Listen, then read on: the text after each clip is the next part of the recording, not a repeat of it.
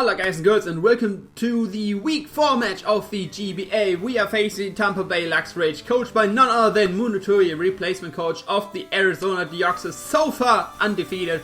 But we are here to change that for him and finally get us back to a 2-2 record, so we are kind of even once again.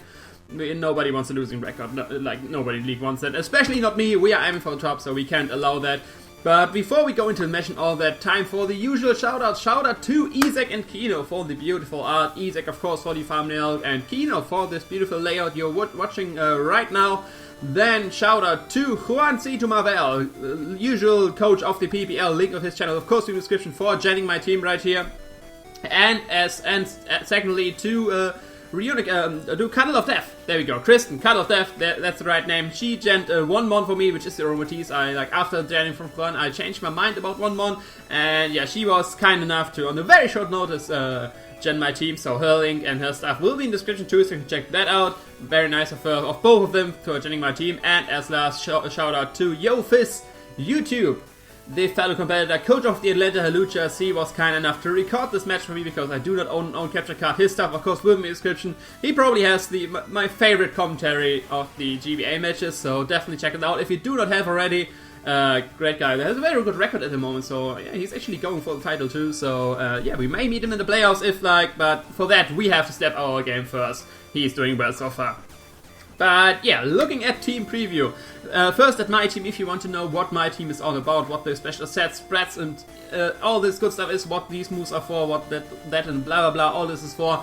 All these questions will be answered in my team builder uploaded actually today. Link for that will be in the description in case you want to check that out. But for all which don't have the time for that, let's just quick, very fast go over my team. First up we got Assault Vest, Adamant Sheer Force, a Dragon with Dragon Claw, Gang Shot, Fire Punch, and Earthquake. Then Subseed, Shaman with Giga Drain, Air Slash, Substitute, and Leech Seed with the Tango Berry. Then Modest Mega Alakazam with Shadow Ball, Psychic, Dazzling Gleam, and Encore. Then Choice Bandit, Crawdont, Adamant with Crab Hammer, Aqua Jet, Knockoff, and Sleep Talk. Rocky Helmet's Physically Defensive Mesprit with U-Turn, Ice Beam, Psychic, and Stealth Rock. And as last, Physically Defensive Core Mind, Aromatise with Moonblast, Hidden Power Fire, Core Mind, of course, and Wish. So, looking at his team, he brought the Mega Manectric, the Excelgo, the Amoonguss, the Mandibuzz, the Porygon-Z, and the Bronzong. Basically what I expected. What I did not expect actually was the PZ, and the Amoonguss Amoonguss was kind of iffy. The Manectric, Excelgor, Mandibuzz, and Bronzong, they're set for me. These 4 I predicted right. Amoonguss was kind of iffy, and PZ I definitely didn't expect. I expected one of his more physical threats right there with Ember, Azumarill, or Garchomp, something like that. But of course, probably Scarf PZ, otherwise I would have expected the Scarf Garchomp. Makes sense to me. For his lead matchup, he may lead with Mega Manectric, just want to trade his Mega off, or he may lead with his Excelgor. Because if you look at my team, I don't have any hazard removal with me. So he may lead with Excelgor if that is a spike stacking variant, lead variant. Because then he leads to that. If he does not lead to that, that definitely means that it's more an offensive variant. Probably Life Up is what I'm expecting right now, because I'm expecting a Scarf PZ. Amoonguss, I don't know which way defensive. Of course it will be defensive because of the Amoonguss. Mega Manectric, I'm expecting Modest actually, because I don't think he will speed creep my Alakazam spread. Like I said in the team builder, he won't, Mega Alakazam, even though it's Modest, it should outspeed his whole team. It's kind of risky. Then we have Mandibuzz, probably special defenses for the Godly Alakazam, and then Cobra Berry, Bronzong probably to deal with Landorus. These are my predictions right here. And yeah, that's why I decided to lead with my Dragon. I can take on the Excelgor because it's special attacking, I'm a Solvist. I can take on the Manectric, that's what it's built for. And in case he wants to lead with his Bronzong and get up his rocks instead of his spikes, then I can still take it on and just fire punch it and stuff like that, and see if what side of defense it is, and if it is leftovers, Rocky Helmet, all this good stuff. So I decided to leave with my Dragon right here. God damn it, I paused the video right there, did not start the video. But okay, here we are back. Yeah, I leave Dragon, starting to punch things in the face. And yeah, let's see what he does. I lead this Mikey Monotooi, of course, issuing the challenge, and we see indeed the Protection XL, which is the Bronzong. I just go straight for the Fire Punch, getting damage on this, because if you watch my team builder, this is a very difficult thing for me to wear down. I go with Fire Punch, do about 30 to 40% This definitely means that this is a physical defensive variant if it's not heat-proof, but I doubt that when I have a Lando, he will be levitated. He just gets up his rocks, like predicted. I just play it safe, go for a second fire punch. He has no fire resist, so I can hit everything for decent damage with that. Go for the fire punch versus the Mandibus, and this damage tells me that this is actually a split death variant. It's like it told me only max HP, and I doubt there's an offensive max HP Mandibus, so yeah, I just switch out into my Thunderpants, my Romatiste, because it's my best switch into this. I can scale out with stab fairy moves and stuff like that. His knockouts won't do much with me, but he actually whirlwinds me out, which is good to know, because that means he has one less move for something else, like Toxic or something like that. Whirls me out into my Crawdaddy. Right here I decide, I just paused right here because I'm talking more. Right here it was kind of iffy to me to decide, do I want to go, let's go for the Crab Hammer or the knockoff, predicting the Among Us. In the end I decide to go for the Crab Hammer because it's the more safe play. I can hit what's in front of me in case he decides to stay in, decides like he has no switch to this, which is the case if I'm would be not choiced. But I just go for a Crab Hammer here because even if he goes in Among Us, from the damage I can gauge what side of defensive it is and then go on from there. So yeah, I decided to go for a Crab Hammer right here. He gets leftovers recovery. It's good to know that he has leftovers. And yeah, he actually outspeeds me and goes for the U-turn. So it's a pretty speedy Mandibus that he outspeeds my close to max speed element Crawdaddy. So good to know that. That means he's less bulky on the special side. So I just go for the Crab Hammer right here. In comes the Raver, which is the Among Us.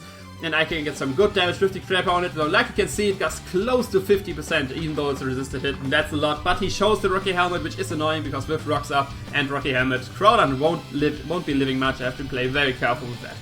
But yeah, he has Among Us. I don't want to go straight into my Shaman, because it's an obvious switch into Spore and stuff like that. He indeed seems to predict that and goes for the Sludge Bomb. He does not get the poison, and here I break him to switch out because he does not want to take the Psychic. I go for Rocks, but he actually stays in and goes for the Foul Play. I don't really know why. He would risk, maybe he calculated and knew that he was able to live a Psychic from this range. But yeah, I get Rocky Helmet damage actually with the Foul Play. He probably picked me more to be safety goggles. But yeah, now he will definitely switch out. So I just go for the U-turn, not the Psychic right here. And he goes into his Mandibus. Takes Rocks damage, takes a nice amount from the U-turn damage. And this means from this range, I can go into my Mega Alakazam. Because I'm modest and he's speedy, I have a good chance of killing him with the Dazzling Gleam from this range, because he probably is not max special defense or max HP, because he's decently speedy. He has to like at least 80 AVs in speed, I think, so that takes a lot of his bulk away. So I just Mega Evolve here, hit him up with a modest Dazzling Gleam, hoping I can kill him, even if he goes for knockoff, Foul Play or Brave Bird. I can take all of those. He has no priority on the team, so I don't have to worry about that. You have to keep my Musashi has an insane amount of health. So I just go for Dazzling Gleam, but he lives on a little sliver of health and is able to go for the Foul Play, which does like 40%, I would say. Definitely it's not a 2-hit KL, yeah, and I have no reason to switch up moves right here, because if I go for Dazzling Gleam and he like switches into his resistance, which is the Bronzong, I can still after that go for Shadow Ball and kill it from the damage I already got him in with my Dragon. So yeah, I killed the Mandibus, great, this was his check to Alakazam, and Alakazam just kills that. He now goes into his his Porygon-Z. I have no idea what this what this name means, but yeah, this screams that he's scarfed. And yeah, I just split straight into my Sprinty because I'm taking it. I got up Rocks, his hazard removal is away. He has no guard jump, he has no removal. This thing, it's not very useful with his team, so I just sacked it here to the Tri Attack to get a free switch into my Dragon, because that's Assault Vest. That's basically the only thing which can take a hit confidently from this thing. So yeah, I just go for the Dragon Claw right here, getting the most damage possible on this thing. Even if he switches into something else, I can get some decent stab damage on this thing. Protection XL comes out, which is his Bronzong after Rocks, and after this Dragon Claw, which actually ends up being a crit. He is definitely in range of a Fire Punch. I don't think crit mattered. Fire Punch did 40% last time with Rocks and Dragon Claw. He should be in range either way. So I can just go for Fire Punch, and Dragon gets the next kill versus the Bronzong. So his defensive core is slowly crumbling away. But the problem is still the PZ in the back. He goes into his Manatrik, and I'm very much fine with that. This thing is there to take on the Manatrik. So yeah, I just let him Mega Evolve here so that I can go for the Dragon Claw, I think? I think I go for Dragon Claw. Or do I go for Earthquake? I think I go for Dragon Claw right here. Because I think like he won't say, and he's running the intervals, which he knows, oh, he doesn't know that I'm Assault Vest yet. But he definitely knows now that I'm Assault Vest.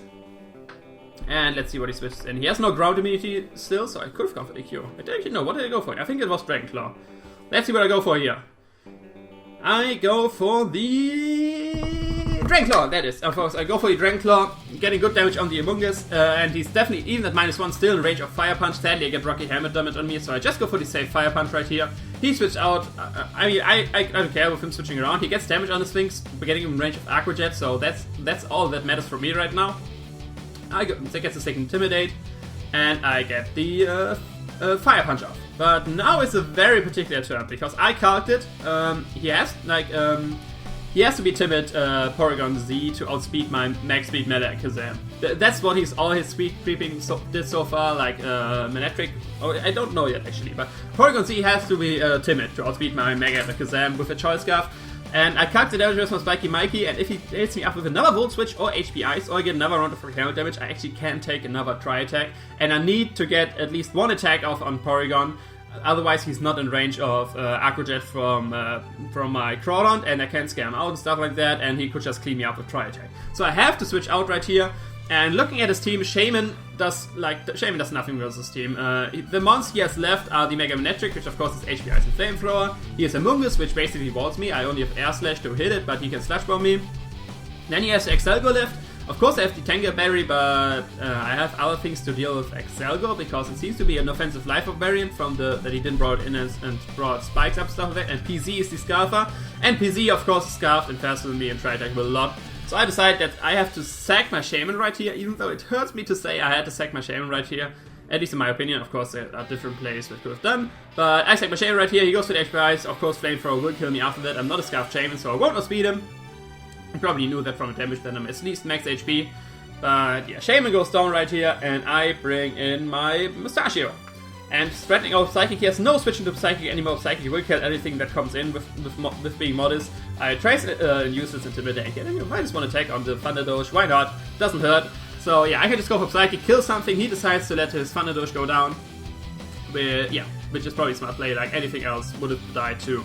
And now comes a very tricky time. He brings in his deck, and yeah, he's definitely Scarfed. And I have to switch out right here. I can't take this thing, and once again I have to sack something against his special attacker of his. It hurt really a lot that I brought too much. Probably especially defensive Aromatisse would have been way better in this matchup.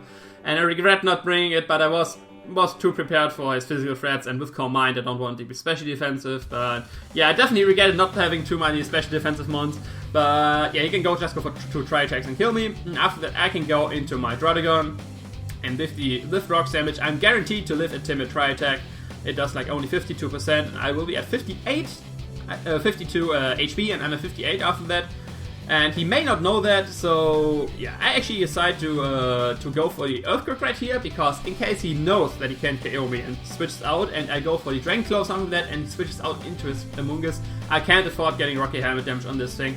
So I just go for I call Gang Shot kills the Amoonguss that comes in, but Earthquake is a 2-hit KO too.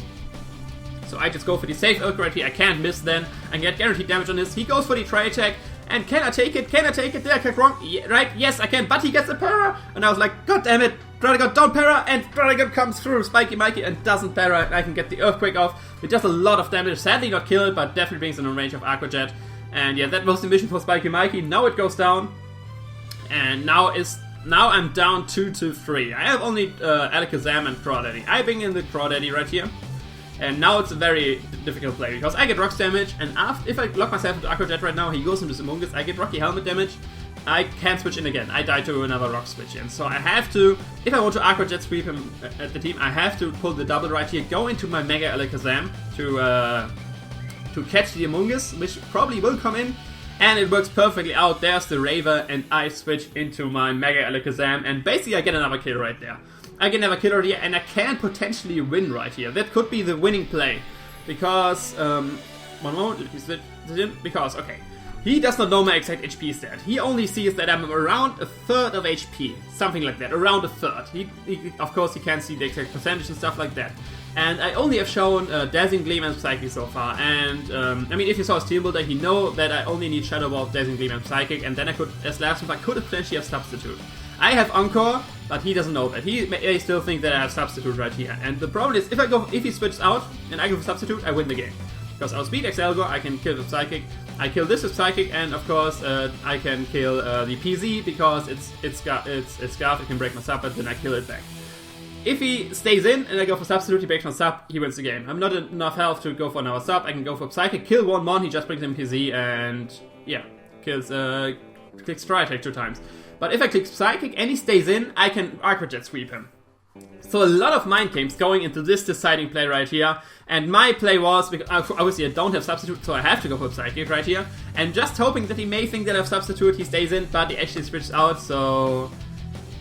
That sadly doesn't work out. I go for the Psychic, hoping he'll stay in, but yeah, he switches out. I still get a kill with the Excelgo, he attacks, but what does he do? He goes into Duck, he goes into Scarfer. What was he predicting? I have no idea. He goes into this thing, I can Psychic kill that, and now it's looking like pretty much GG. He only has his Amoonguss, he only has his, the Excelgo left, and I should outspeed both and just kill him straight with Psychic, and if not, I can do other stuff.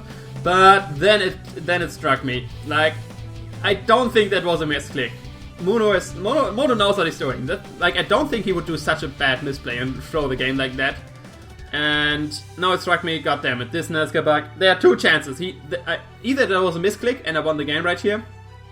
He has Quick Attack on Excelgor. I looked it up. He has Quick Attack. Or he has the Scarfed Excelgor. If he Scarfed Excelgor, I lose either way because he can outspeed both my mons and I can't lock myself into Aqua Jet because of the Mungus in the back. If he has Quick Attack, I was thinking about switching out here because I traced the Generator, and after the Generator I'm not in range of a Quick Attack. Or he just threw the game and I can click Psychic and kill the Excelgo and stuff like that. I decided to just click Psychic right here, but he is double Scarf. He is double Scarf. He has the fastest Nazca bug of them all. He has Scarf Excelgo, 145 base speed, and you still Scarf that Mono. God damn it, why do you do this to me?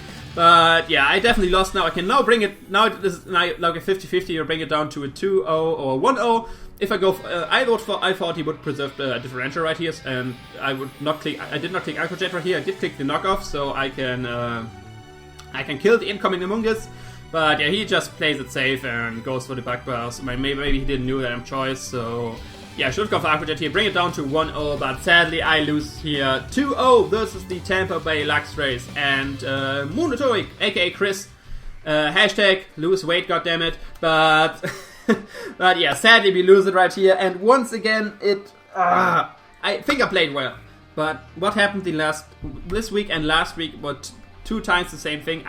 The planning was better on the opponent's side. That's what I think. I think I played well, but double Scarfers was a very good idea. I definitely was not expecting that. I was expecting like a Life Orb variant or maybe a Spike Sailing variant. Seeing that he didn't let with that, I was seeing Life Orb, but double Scarfers, goddammit. Why do you Scarf your fastest Mon? That's not fair. That's just not fair. So I have to think about something, because the last 2 weeks I got swept by a Scarfer, which outspeeds my whole team.